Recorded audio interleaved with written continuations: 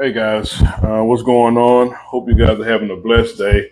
Just doing a little meal prep for my wife and daughter and son. My daughter, she loves fresh grapes and strawberries, like fresh fruit, um, in her lunch when she goes to school. So I just kind of prep fruit and vegetables while I'm off work. Um, I finished my physical therapy. Well, I did one session today. Now I feel great. Um, I'm staying I'm staying active, drinking a lot of water. He said I'm fairly healthy. He's like I'm healthy other than he said the doctor said I'm a bit overweight. I was like a bit. Okay. He's like you're overweight, but it's like it's a even distribution of weight instead of just being completely top heavy or completely bottom heavy. So anyway, for the most part, he said I'm healthy. I just I didn't hurt my spine or anything. I pulled irritated a nerve in my back. So um, like I said, so far I'm healthy. I feel pretty good. I'm just getting back in shape, working out, trying to lose some weight, more weight, and everything is going good so far. So I thank you guys for your prayers and that full recovery. I'm still in the recovery process. Still taking my steroids, and I hadn't. I'm wearing like ice packs. He said I got to wear one like on the lower back part for 20 minutes of ice pack and then 40 minutes off. So that's what I'm doing right now. But that's not what this video is about. Today, I wanted to talk to you guys about something that's been on my mind for a few months. And only reason that it took me so long to talk about it because I wanted to talk to God first and see if if I could explain it the way that it is in my head and the way that I think it is going and I see it. So I know this sounds like a lot, but trust me, it won't. And it won't take me that long. That's my goal. So, what I can tell, everything that's going on in the media and in the world and the news today, um, it has a lot of people divided. In the U.S., we're divided, but either between political views of right wing or left wing, Democrat, Republican, conservative. Like we're just so divided. And what I notice, um, I've been reading a lot of Thomas Sowell books. I read all of his books. I'm finished reading some of his papers that he published, but he talks a lot about how um, the since the beginning, the world has began in poverty, and that struck me. I think it's wealth, politics, and power, or wealth and economics. I know this last book, fact and facts and fallacies, but he points out that the world began in poverty. The world, we're most of us were born with nothing and have nothing. We can't do anything by ourselves because we're born as babies, and we don't have anything. But he says that wealth, and I agree with what he said.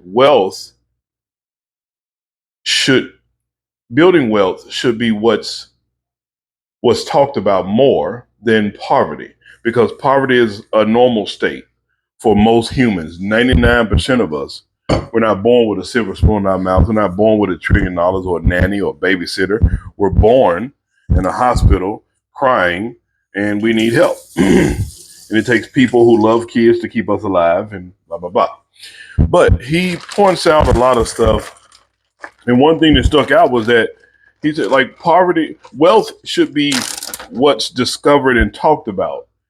And there should be forums on why and how people have become successful and extremely wealthy in this day and age. And that resonated with me because I often wondered, like, that should be what's talked about. It shouldn't be like, I don't know, like, I know how to be poor. The Bible tells you how to be poor. The Bible tells you literally do nothing and poverty will come. So when Thomas Sowell started to explain about wealth and poverty and how the system since the 1960s has been designed to keep people in poverty. And the system he talks about is the welfare system. So I am, what am I? I think I would be my grandmother, my mom, me. Yeah, I would be the third generation, I think. Yeah, third generation, I believe. In my family, no, yeah, I would be the third generation, but my niece will be the fourth. But I'll be the fourth generation, well, I'll be the third of people who have lived on government assistance and government housing. And today is looked at as, sadly, as it used to be a social safety net. It used to help people who had hard times and disabled people and then veterans and stuff like that. It used to help when you had 18, 19-year-old kids going over to fight World War II, fight for this country, fight for people, fight for our land. You had people going over there 18, 19 years old fighting, dying. And now, instead of it being a social safety net, it is literally has become a way, a lifestyle, so to speak. It's became a way of life. And I often wonder to myself, how did it become a way of life? And me and a young woman, I don't even know her name, me and her played a video game together. And we were playing Division 2 on the PlayStation. And we just got to talking. And I was explaining to her how it feels to me that at the 248th birthday of the U.S. or the United States being formed, I think there's going to be a catalyst of some sort that's going to change the course of history for the next, 50 years, if not more. And, we got to talk, and she's a black woman living in, I think, Spain. No, she's in Thailand right now, but she was in Spain, but she's in Thailand. And we were just, we just got to talking. And she she understood what I was saying, that yes, the government since the beginning has did everything in its power to help control as many humans as possible, but mostly blacks. The government agreed with Jim Crow laws. The federal government helped with slavery. It was a thing to do at the time. And I'm not justifying slavery. I'm just trying to explain to you how Thomas Sowell helped me essentially see the light and understand that life is unfair. Tests are not unfair. The test just shows how unfair life is. And no one person or group of people or race or culture of people control life. God does. So when people say, oh, white people could help us out more, white people could do more, white people could do this, I don't believe that. I believe that if left alone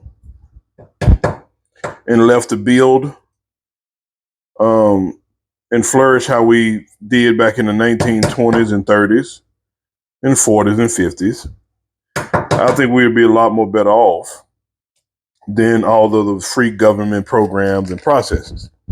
Because one thing I've learned from reading, every book by Thomas Sowell, one thing I'm starting to process is a familiar, I would say, pattern.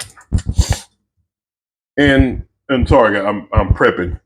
I'm prepping my chicken. I'm making spinach mushroom chicken for my wife and kids when they return home.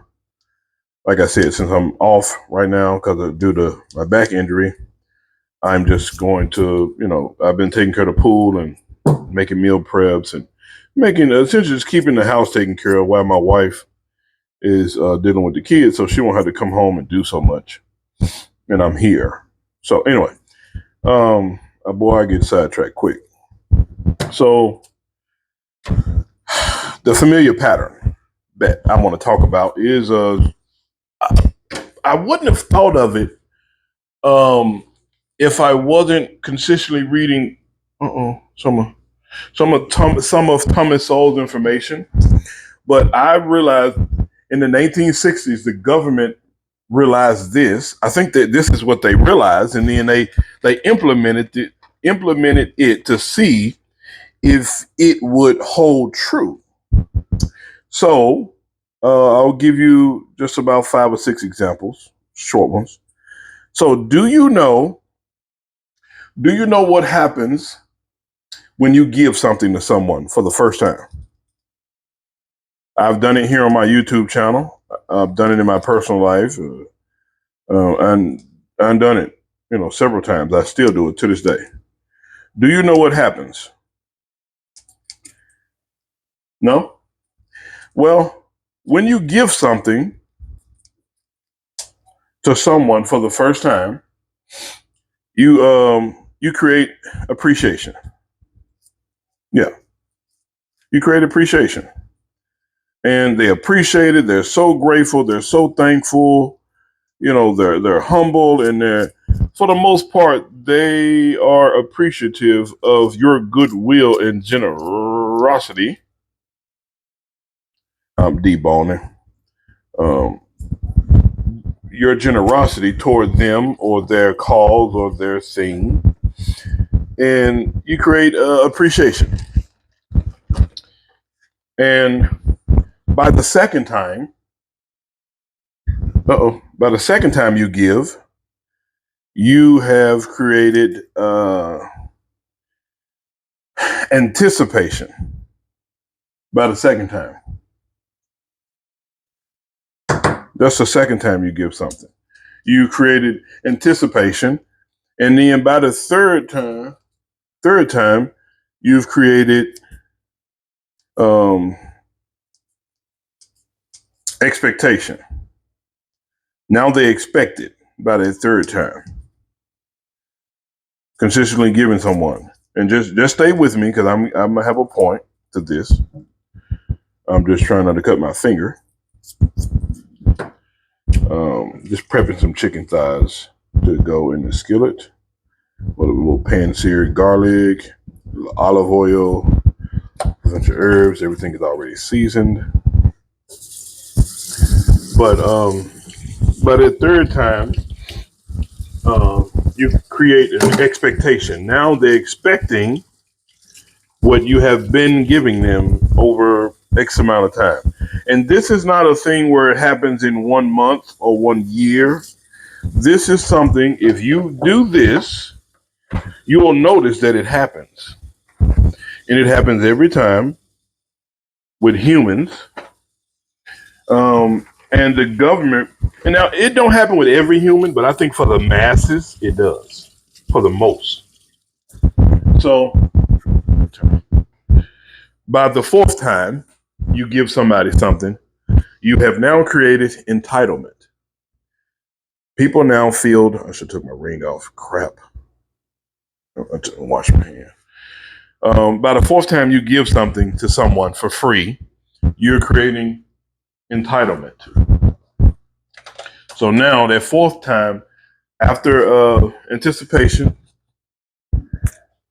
now they are expecting you to continue to give or give them whatever you had given them at first.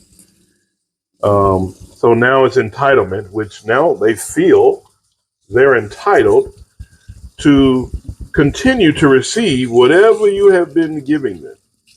That's the fourth time you give. And I know a lot of times we say, well, I'll just give them to them this time. I'll just help them this time.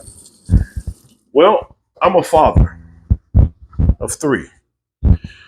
And if you consistently do that, By the fifth time you give somebody something for free, family too, family included, anybody, you actually create now dependency.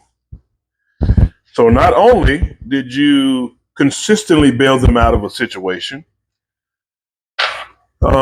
you why did I shake that? Like nothing was on it.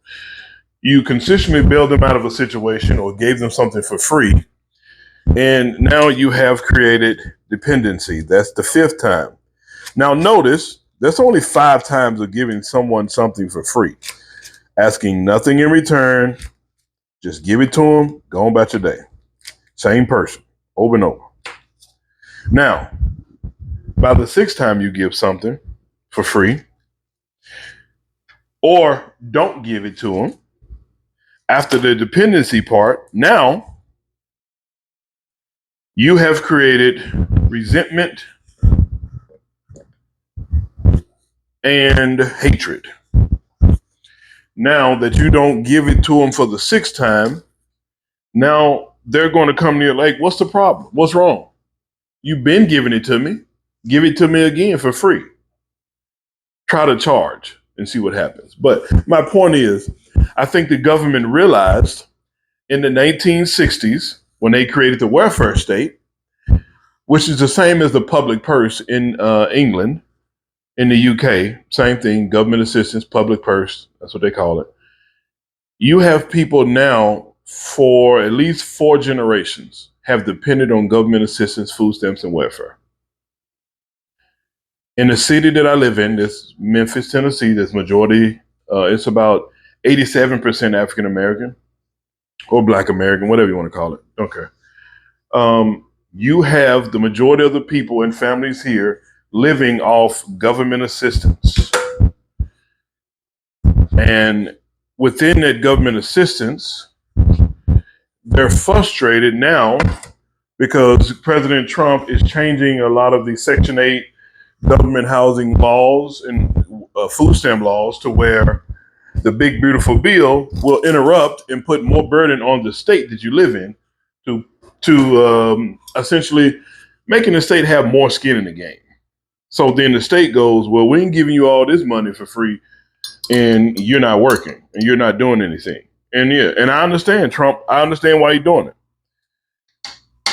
But my issue is I think they figured out long ago, and I think this is both parties, because I'm not either. You know, I voted for a Republican, but if it's a good Democrat out there with good principles and morals that I believe, then I'm nonpartisan. I'll vote for him too.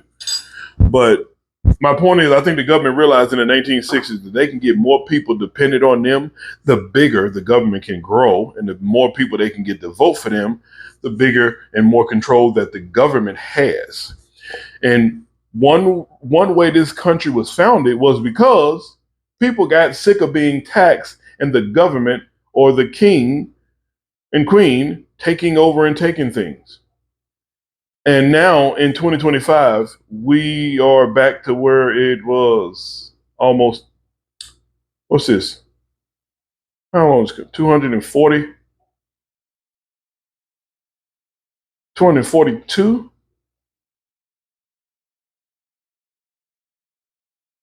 Forty-three? What is this? 2025. 235. Is it 235? Let me check and see. Hold on.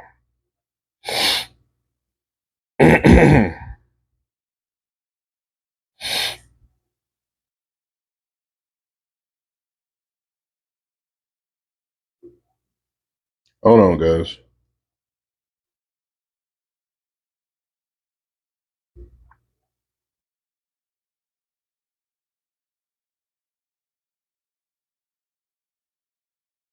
So if you go from 76, it's 249 years. But since this country's been here and we're back being taxed on everything, not being able to truly have anything simply because of taxation and regulations and laws that try to stop people from building wealth, but you can't really stop that. You can keep people in poverty. You can keep people poor by offering them free money. And I know a lot of you guys got your comments on this. My friend that I was talking to online, I was explaining to it, like, the government doesn't, the government knew what they were doing by giving things away for free. And what we think is free, it's not free. They want all your personal information, and they tell you how much money you can make. They tell you what you can do and can't do. You're handcuffed. Yeah, golden handcuffs is what they call it. Like, it seems like a good deal, but it's not. But I call it voluntary slavery. You can't build wealth. They promote this secular ideology about no family. That's what gets me. Our government does not. Under the Trump administration, I see now they're leaning more toward family and faith and building generational wealth with the things that I see he's trying to put out now. But previously, even in our city, there's no focus on family. There's no focus in the Black community on family, faith, fitness, finance, and friendships. The Satan has gotten most of these young men in the Black community to focus on stealing, killing, and destroying things. Those are three things that Satan has come to do. He has come to steal, kill, and destroy. And we're so caught up in looking good and looking cool that we're living a life for Satan. We're serving him. Those of us who are in the Black community, grew up in the hood, in the projects like me, you don't realize that that's what you're doing. You're serving Satan because you're not living up to your potential that God has put you on this earth for. So that's what this video it was about. It was about me trying to clarify what was on my mind, and also to explain what I see and how I see things now in the Black community. And the Black community is starting to thrive, but the hood culture is louder. Yeah, that explains it well. The hood culture, gangster rap, cursing, calling women out of their names, and killing somebody for stepping on your shoes, and shooting up somebody's mother's house, and doing all this. That's hood culture. That's not Black culture. But the news and the media, they'll tell you, "Oh no, that's Black culture." It's not. I'm from the hood, and I never fit in the hood, and I never wanted to fit in the hood. I just wanted to be liked by the people that were in the hood and people that were around me. But when I realized I needed to get out of the land of the familiar, that's what I did. I got out of my comfort zone, and I started to build something that I could be proud of with my wife. And it took a lot of work, but I finally got to a point, and I'm not even perfect at it. I'm just at a point now where I can handle it, and I can spend time pouring back into my family that has come from me. And I tell most people, don't let the family you come from destroy the family that has come from you. If you have children, know that your children should come before your immediate family, especially your young children. Now, I'm not talking about adult children. Like me, my brother and sister, we're adults. I'm 40 years old. And my children now are more important to me than the family that I came from. I love the family I came from, but I used to be a part of that same culture to where they will use you as much as possible until they can't use you anymore. And then they don't want nothing to do with you. They will be upset when you start to do better financially, or you grow in any way that's different from them, or you show them that you have grown and they realize that they're still in the same spot they were 10, 15 years ago. They will not talk to you. They will stay away from you. They will say things like, "You think you better than us," or they will say, "Oh, you're acting white," or they'll say, "Oh, you acting funny now." No, you're not acting funny. I chose to get my life together. By the grace of God, my eyes were open, and I realized that I could make the life for John so much better than what it was. That John could make the life better for his children so much better just by yielding my life to Christ and doing what God called me to do. So I just wanted to get that off my chest, guys. Please continue to like, share, and subscribe.